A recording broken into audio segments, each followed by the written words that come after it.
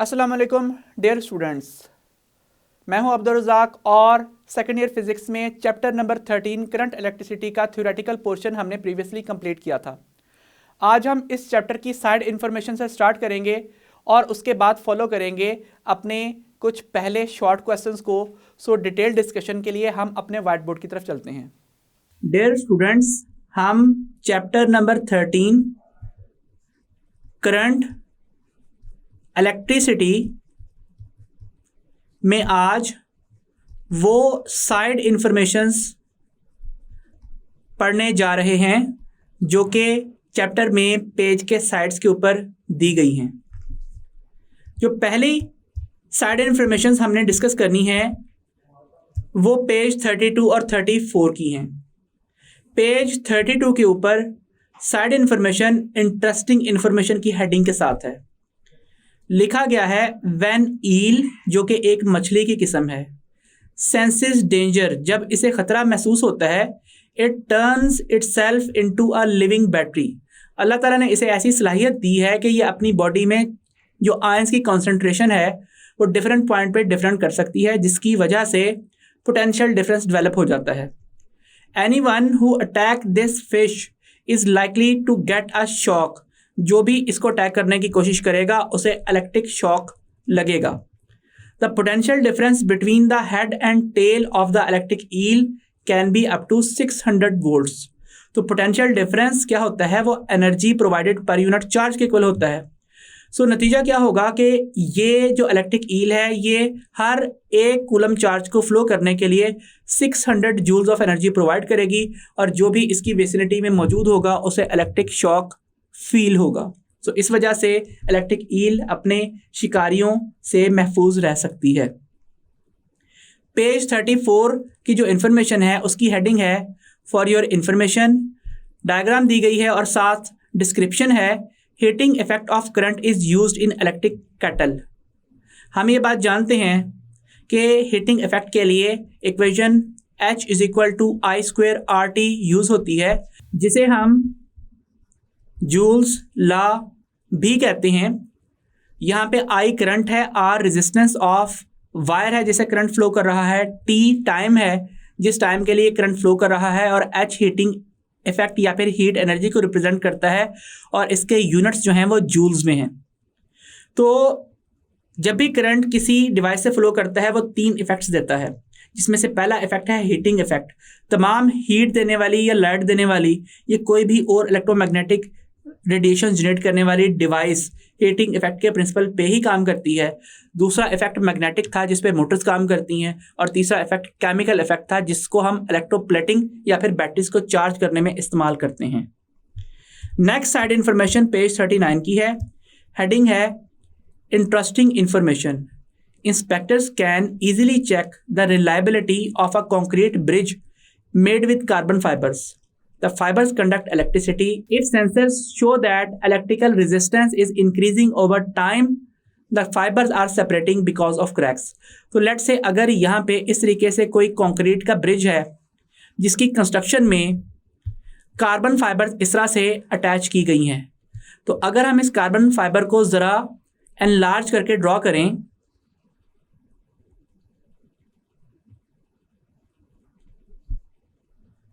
जैसे जैसे टाइम गुजरता जाएगा ये कार्बन फाइबर्स पुरानी होती जाएंगी और इनके अंदर इस तरह से क्रैक्स अपीयर होना शुरू हो जाएंगे।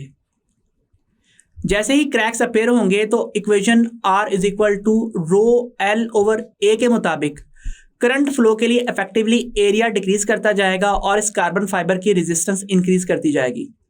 सो इंस्पेक्टर्स के पास रिकॉर्ड मौजूद होता है कि जब कार्बन फाइबर्स नए नए थे, ब्रिज नया बना था, तो इस कार्बन फाइबर की रेजिस्टेंस जो कि किसी भी 2 एंड्स के दरमियान में मेजर की जा सकती है उसकी वैल्यू कितनी थी, और वक्त गुजरने के साथ साथ क्रैक्स अपीयर होने के साथ साथ एरिया इफेक्टिवली कम होने के साथ साथ और रेजिस्टेंस के बढ़ जाने के साथ साथ इंक्रीजिंग वैल्यू ऑफ रेजिस्टर्स के लॉग्स बना लिए जाते हैं। और जब ये रेजिस्टेंस एक डेंजरस लेवल को एक्सीड करती है तो ब्रिज को आउटडेटेड करार दे दिया जाता है। तो या तो उसे डिमोलिश करके नया बना दिया जाता है या फिर उसे अबंडन कर दिया जाता है। सो ये थी पेज 39 की साइड इन्फॉर्मेशन। अब हमने नेक्स्ट टॉपिक क्या स्टार्ट करना है, नेक्स्ट टॉपिक है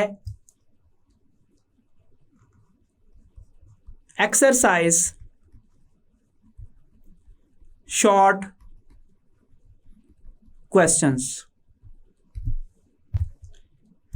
हमारा पहला शॉर्ट क्वेश्चन है शॉर्ट क्वेश्चन 13.1। डिटेल्स क्या है? A potential difference V is applied across ends of a copper wire. What is effect on drift velocity of free electrons by increasing the potential difference and decreasing the length and temperature of the wire?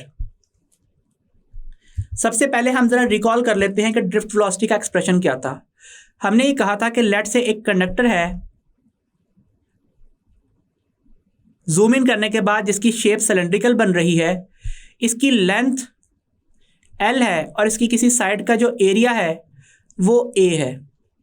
इसके अंदर किसी भी बनाए गए cross sectional area से जो total charge flow कर रहा है उसको सिंबल दिया जाता है लेट से कैपिटल Q का। इस फ्लो की वजह से जो करंट यहाँ पे एस्टेब्लिश होता है वो Q/T से डिस्क्राइब होता है। हम ये बात जानते हैं कि कोई भी लार्ज अमाउंट ऑफ चार्ज किसके इक्वल होती है? Integral multiple of charge carried by an electron, that means individual charge carrier. और जब हम यहाँ पे इस इक्वेशन I में पुट करते हैं तो इक्वेशन बन जाती है NE/T। फर्दर लेट से मैं कहता हूँ कि वेलोसिटी डिस्टेंस ओवर टाइम के इक्वल होती है और डिस्टेंस इस वायर की लेंथ L के इक्वल है और जो वेलोसिटी है वो ड्रिफ्ट वेलोसिटी है, तो टाइम का एक्सप्रेशन बन जाएगा L/VD। इसके अलावा हम एक टर्म डिफाइन करने जा रहे हैं small n, that is number of charge carriers per unit volume, या फिर n is equal to n into V। ये V वॉल्यूम है और further V area into length के इक्वल होता है सिलेंडर के केस में। So number of charge carriers will be equal to n times AL। Current का एक्सप्रेशन बन जाएगा कैपिटल N की जगह पे NALE और टाइम की जगह पे L/VD। That means I is equal to NALE divided by L/VD, या फिर I is equal to NALE multiplied by VD by L। Length से कैंसिल आउट, करंट का एक्सप्रेशन बन जाएगा NAE/VD। E की जगह पे Q भी लिखा जाता है, तो रीअरेंजमेंट्स कर लीजिए। ड्रिफ्ट वेलोसिटी की इक्वेशन बन जाएगी I/NAE is equal to VD। So अब हम क्वेश्चन के आंसर की तरफ चलते हैं। हम यहाँ पे लिख लेते हैं We know that the expression for drift velocity is given by VD is equal to I/NAQ या फिर E। Equation number 1। हमसे पोटेंशियल डिफरेंस के बारे में डिस्कशन की गई है। So to introduce potential difference V in above expression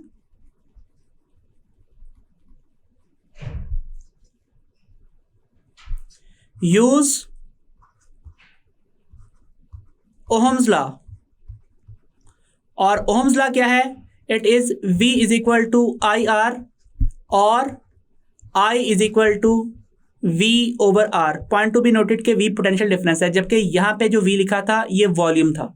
so equation 1 becomes VD is equal to I into 1/NAE, क्योंकि हमें ये बात पता है, क्योंकि हम ये बात जानते हैं कि 3/4 को 3 इंटू 1/4 भी लिख सकते हैं, उस लॉजिक को यूज़ किया है। तो ये इक्वेशन बन जाएगी V/R और साथ 1/NAE। So VD is equal to V potential difference, जबकि ये V ड्रिफ्ट वेलोसिटी है, डिवाइडेड बाय NARE किसी भी अरेंजमेंट में लिख सकते हैं। यह है इक्वेशन नंबर 2 और ये इक्वेशन नंबर 2 अपने अंदर पोटेंशियल डिफरेंस को इंक्लूड करती है। आप जरा दोबारा स्टेटमेंट देख लेते हैं। क्वेश्चन है a potential difference is applied across ends of a copper wire. What is effect on drift velocity of free electrons by increasing the potential difference? So part 1 लिख रहे हैं the relation of drift velocity with potential difference is VD is directly proportional to V when 1 over NAR multiplied by E is kept constant. तो अगर potential difference increase करेगा तो drift velocity क्या करेगी? Increase करेगी। So by increasing the potential difference across the copper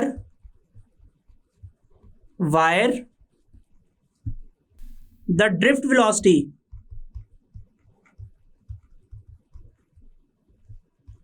of the charge carrier जो कि actually free electrons हैं ऑल्सो इंक्रीजेस। नेक्स्ट जो चीज हमसे पूछी गई है वो क्या है? वो है by decreasing the length and temperature of the wire. तो हमें लेंथ और टेम्परेचर भी यहां पे इंट्रोड्यूस करवाने पड़ेंगे इक्वेशन नंबर 1 या फिर आप इक्वेशन 2 भी यूज कर सकते हैं। सो नेक्स्ट पार्ट स्टार्ट कर रहा हूं जिसके लिए 2 का नंबर यूज किया है बुक ने। ठीक है, सो हम यहां पे लिख लेते हैं to introduce length use equation 2। Equation 2 क्या है? VD is equal to V over NARE। Equation 2 थी। V know that resistance R is given by rho L over A. So equation 2 becomes VD is equal to potential difference V over NAR की जगह पे rho L over A into E। ये terms cut गई। Drift velocity का क्या relation है? It is V over N rho L E। This is equation number 3। Conclusion क्या होगी? If V over N rho E is kept constant, then VD is inversely proportional to length. If length of the wire is decreased, अगर आप length को कम कर देंगे तो VD क्या कर जाएगी? वो इंक्रीज कर जाएगी। So if the length of wire is decreased the drift velocities of all the charge carriers जो कि फ्री इलेक्ट्रॉन है, जो कि फ्री इलेक्ट्रॉन्स हैं, विल इंक्रीज। अब जो नेक्स्ट बात पूछी गई है वो क्या है? वो है decreasing the temperature of the wire. So इसके लिए हम दोबारा इक्वेशन 2 यूज करते हैं to introduce temperature T in the equation 2। Equation 2 क्या है? It is VD is equal to V over NARE। Modify the relation for 0 degree Celsius as V D naught is equal to potential difference V over N A R naught E। इसे हम equation number 4 का नाम दे देते हैं, where R naught is the resistance of the copper wire at 0 degree Celsius, and drift velocity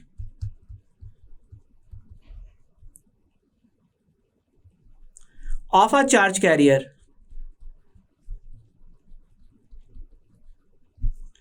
at some temperature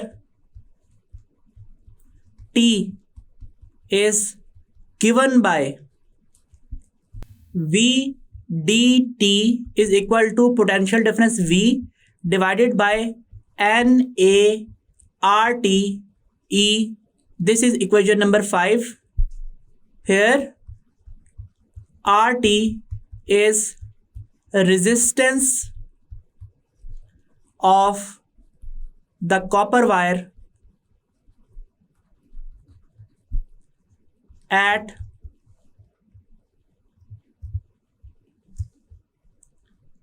any given temperature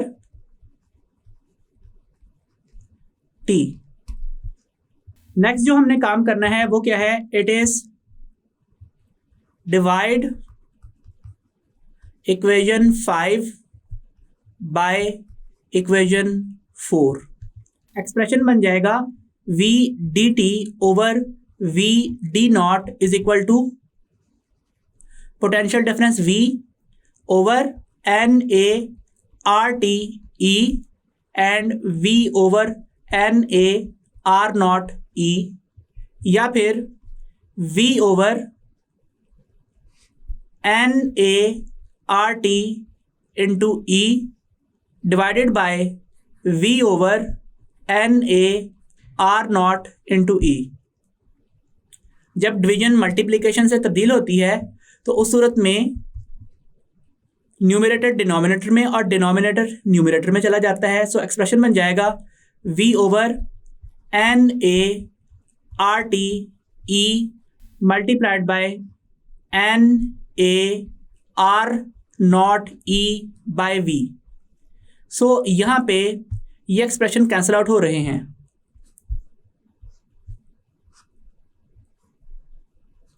बाकी term क्या बच रही है, एक्सप्रेशन बन जाएगा V dt over V d naught is equal to R naught over R T। हम ये बात जानते हैं कि टेम्परेचर कोफिशिएंट ऑफ रेजिस्टेंस का फार्मूला किसी मटेरियल के लिए क्या होता है, वो होता है delta R over R naught delta T। यहाँ पे डेल्टा T क्या है, it is final temperature minus initial temperature.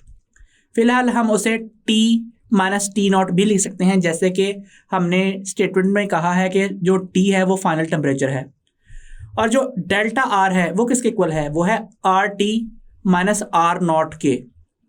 इस वजह से अल्फा की इक्वेशन बन जाती है RT minus R naught over R naught delta T, या फिर alpha R naught delta T is equal to RT minus R naught, या फिर RT is equal to alpha R naught delta T plus R naught, या फिर rearrangement कर लें तो RT is equal to R naught plus alpha R naught delta T।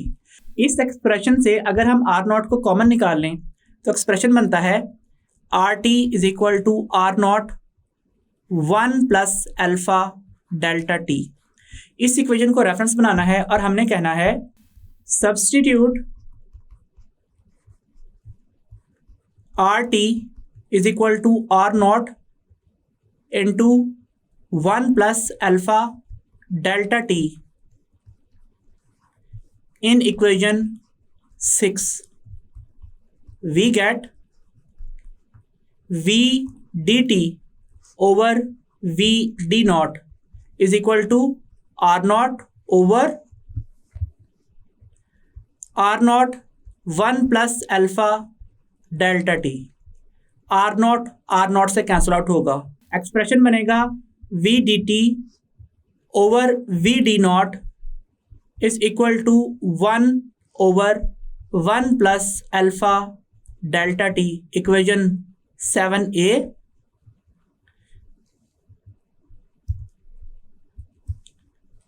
और v dt is equal to v d naught over 1 plus alpha delta T, this is equation 7b। Next explanation जो हमने देनी है वो ये कि we know that for copper wire being metallic, its temperature coefficient of resistance has a positive value by decreasing the temperature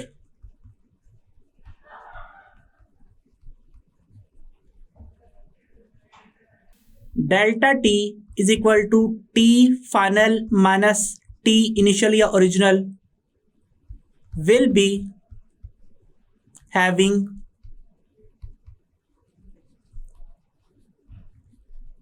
negative value. So alpha delta t will be negative valued, hence the factor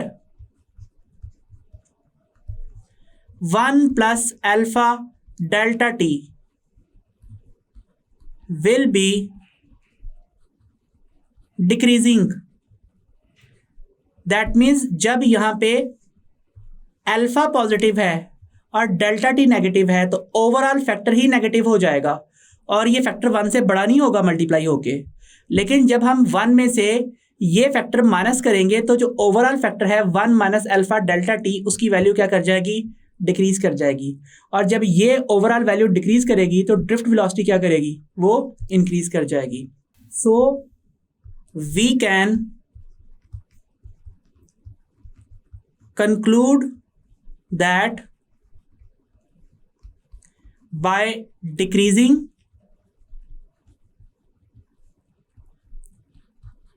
the temperature,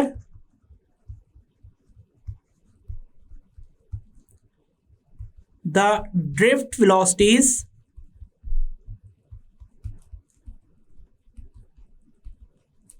of charge carriers in copper wire will increase। सो ये था हमारा short question 13.1 जिसमें 3 terms इकट्ठी पूछी हुई हैं जिसकी वजह से ज़्यादा लेंथी हो गया है। और स्टूडेंट्स मैं आपको बताता चलूँ कि किसी भी क्वेश्चन को आंसर करने का जो सबसे बेस्ट मेथड होता है वो ये कि आप उसको मैथमेटिकली एक्सप्रेस करें। इससे फ़ायदा क्या होता है कि जब मैथमेटिक्स आपको समझ में आने लगती है तो आपसे किसी भी क्वेश्चन के आंसर में मिस्टेक नहीं होती। अगर आप बहुत सारे नोट्स की तरह डायरेक्टली ये आंसर करोगे कि पोटेंशियल डिफरेंस बढ़ाने से ड्रिफ्ट वेलोसिटी बढ़ती है और लेंथ कम करने से ड्रिफ्ट वेलोसिटी ज़्यादा होती है और टेम्परेचर कम करने से भी ड्रिफ्ट वेलोसिटी ज़्यादा होती है, तो इसमें भूल जाने के चांसेस बहुत ज़्यादा हैं। आप चीज़ें मिक्सअप कर सकते हो, लेकिन जब आपको मैथमेटिक्स पता है तो आप इस मैथमेटिक्स को अप्लाई करके अगर आपको नहीं भी आंसर याद तो वो आंसर फाइंड आउट कर सकते हो। सो डियर स्टूडेंट्स, आज हमने साइड इन्फॉर्मेशंस पढ़ी जो बुक में चैप्टर नंबर 13 के लिए दी गई हैं और कुछ शॉर्ट क्वेश्चंस डिस्कस किए। नेक्स्ट शॉर्ट क्वेश्चन हम अगले लेक्चर में पढ़ेंगे। अंटिल देन, अल्लाह हाफिज़।